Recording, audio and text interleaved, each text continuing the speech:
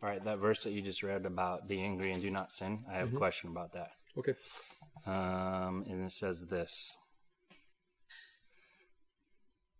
What recommendations do you have for someone who struggles with patience and getting angry or upset with people? And then it says that this person is a Christian. Okay. You know what? Most guys that I know, actually, I shouldn't say that. Most guys that I grew up with have anger issues. And what do you mean by that? Well, they're aggressive. And so I grew up around guys that did sports. I grew up around guys who were rowdy, that kind of thing. And Right. so they have issues with their temper and self-control and that kind of thing. And so this is something I'm really familiar with from locker rooms and that kind of thing. One of the things that people do in the world where I came from is you get angry so that you can perform better.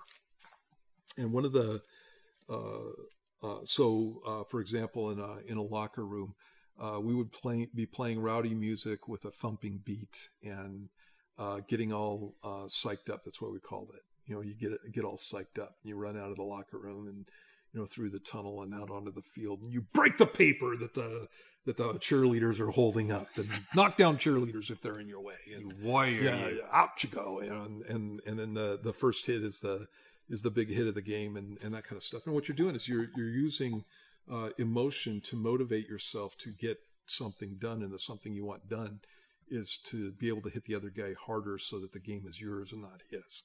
And so that's an example of getting all rowdy and even getting angry. You'll have pep talks in the locker room, and if anything's said in the newspaper about your team, they said this about us. What do you think of that? It's fuel, man. It's fuel. Yeah. And so what that tells you is that anger is something that motivates you. It motivates you to get something done. It motivates you to attack a problem. It motivates you to get rid of things. It motivates you to go in a certain direction. And so Jesus got angry. So anger in itself is not sin. So the Bible talks about both Jesus's first and second, or first and last foray into the temple. In both instances, he walked in and flipped tables. In the first instance, he hit people with a whip. He went in with a whip. And the Bible talks about the fact that Jesus was angry. There's another instance where the Bible says that Jesus was at a synagogue and they brought in a man with a withered hand, and they were waiting to see if Jesus would heal him. And Jesus quoted a passage out of the Old Testament, and he talked about being kind to animals. It's a passage about being kind to animals. And then he talks about this guy being a believer, being a follower of God, and should God not have compassion on him? And the people were silent, and he looked around on them with anger. It says, this is in the book of Mark. And so anger is not a sin in and of itself. Selfish anger is a sin. And so Jesus's anger was never selfish. He was never angry because people said certain things about him or that kind of thing. You see him getting testy with people when they're picking on somebody else. Mm-hmm.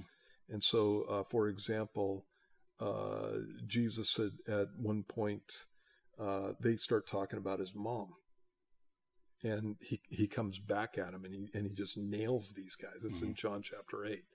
And so there is an anger that's actually biblical, and it's righteous, and it's not right to not have it. So anybody that can see see a situation where a little girl gets molested, and so sometimes our world is so sick that a little girl gets molested, gets killed, gets buried in the backyard someplace, and people look at it and go and start talking about the guy's background.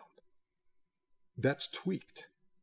How about the little girl? Right. That's a messed up thing. There should be anger that's involved in that whole thing, and that's called righteous anger. And so what we want to have is righteous anger. We don't want to have a sinful anger.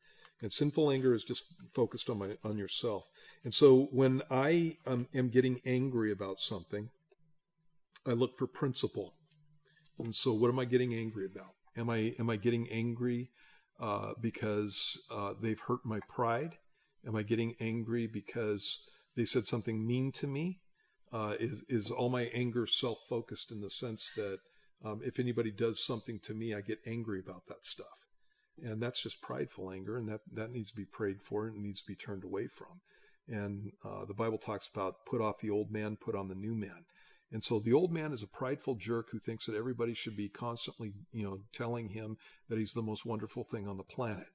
The new man is a guy who's humble and realizes that he's not the most awesome thing on the planet, and some people might not like him, and that ultimately his standard is to be liked by the Lord instead of liked by everybody else. And so, it's one of those things where you got to get your head in the right place when certain things are happening. When it's a righteous anger, you're not allowed to go off on people. And so I have a righteous anger. That doesn't mean I whip out the guns and start shooting the bad guys or something, although there are times when that would be absolutely right. But, this is not a Rambo movie. And so, it's like righteous anger can go over the top and become rage. And so you again have to watch out for that. If my righteous anger has become sinful behavior towards somebody else, I'm in sin. I might have started off well, but I ended up badly. And so the Bible quotes the passage I just quoted from in the New Testament, and it says, "Be angry." This is in Ephesians chapter 4, in verse 26. And it says, "Be angry and do not sin. Do not let the sun go down on your wrath, nor give place to the devil." And the idea behind that is sometimes my anger can start out righteous, but because it becomes sinful, it turns into wrath, and I start going off on people when maybe there should be another reaction. And that kind of thing needs to be repented of before the sun goes down. Otherwise, I'm giving the devil an opportunity in my life to wreck things. It's a good thing to make things right with people before you go to bed at night, especially wives or husbands. So obviously, be angry and do not sin. You talk about Jesus, and he has righteous anger, and then the unrighteous anger, the sinful anger, would be pride, selfish motivation, and all that things. Is there any tips that you have for somebody who's maybe built like you, or built like me, or has grown up like that maybe is more prone to be, like you put, aggressive or jump all over someone? Is there any tips you can give somebody to kind of relax, step back, or is it just maturity, in Christ? So, obviously some of it's going to be maturity, but the Bible has things to say about this stuff. There's a passage in James that's a good one. It's in James chapter 1, verse 19. It says, "So then, my beloved brethren, let every man be swift to hear, slow to speak, and slow to wrath. For the wrath of man does not produce the righteousness of God." And so, again, a lot of times the righteous anger that we have, if we let it slip over into wrath, where we're just going off on people, it's not going to work the righteousness of God. It's not going to produce it. And so it's going to be counterproductive. So anger is something that's supposed to motivate me to get a problem solved. So Jesus is the classic example. He walks into the temple. He sees the money changers. He goes, "This is not right." He walks out. He goes makes a whip of cords. This is his problem-solving solution. He makes a whip of cords. He walks back in, and by this time he's had some time to calm it down or whatever. Jesus doesn't need to calm it down, but he's had some time, and he walks in and he solves the problem, which means flip their tables, chase them out, and that's problem solved. And off we go. And I wouldn't say that would be the answer to every problem that we're angry about, but it's a great example of what he did. The second time that he did it, he went into the temple, and this is the last time that he did it, right before he died on the cross. He goes into the temple, he looks around, he sees these guys back there, and he goes back to Bethany for a night, spends the night, and then he comes back, and it's the next morning that he comes in without a whip this time, and he flips their tables and chases them out.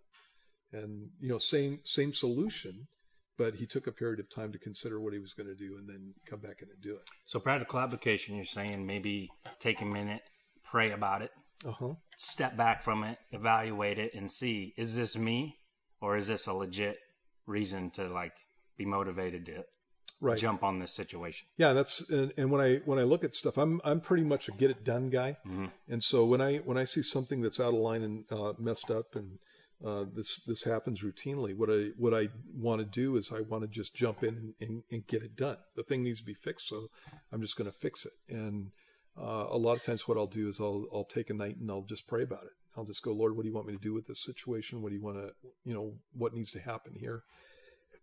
And then I'll consider it over the evening. A lot of times I need to get some more information, because a lot of the things that I get angry about, I hear from one person, and it may be a person that I trust, but then I find out that the stories, I don't have quite all the information. And then I find out that somebody has something else going on. And so usually, and again, I don't do this perfectly by any means. You can ask my family.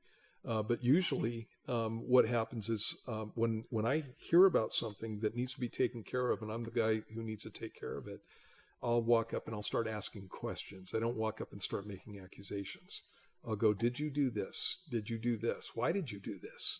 What's going on with this whole thing? And a lot of times I'll start off angry, and they may not know it, but they probably do, because my face. I can't hide anything. But I'll start off angry, and as I hear what the reasons are for it, I'll go, oh, okay, well, that's totally reasonable. And so I haven't made an idiot of myself, because instead of making accusations, I've asked some questions. And again, the whole purpose of anger biblically is to get a problem solved. And so that's what I want to do. I want to solve the problem. So whatever the problem is, that's what I'm going after. And I really not, if I'm in a hole, I'd like to not dig myself in deeper with my mouth. And so that's kind of what happens. So this passage right here, swift to hear. So you're listening up to what's going on around you, slow to speak. You have 2 ears and 1 mouth, and there's a reason for that. Listen twice as much as you're talking. So slow to speak and then slow to wrath. And you do that, and you're going to be able to handle things pretty well. Yeah, that's good stuff. Yeah. Because if you're slow to speak, you're going to be slow to just blow up on somebody. Yeah. It's like a progression. Right. If you slow it down, you probably won't get there. Just get quiet about it. There are times when instead of going off on something that even in a situation where I should go off on it, I just shut my mouth and turn around and walk away for a while, and then come back and deal with it. And sometimes it's dealing with the party that needs to be dealt with, and not the guy I'm standing in front of. Right. Yeah.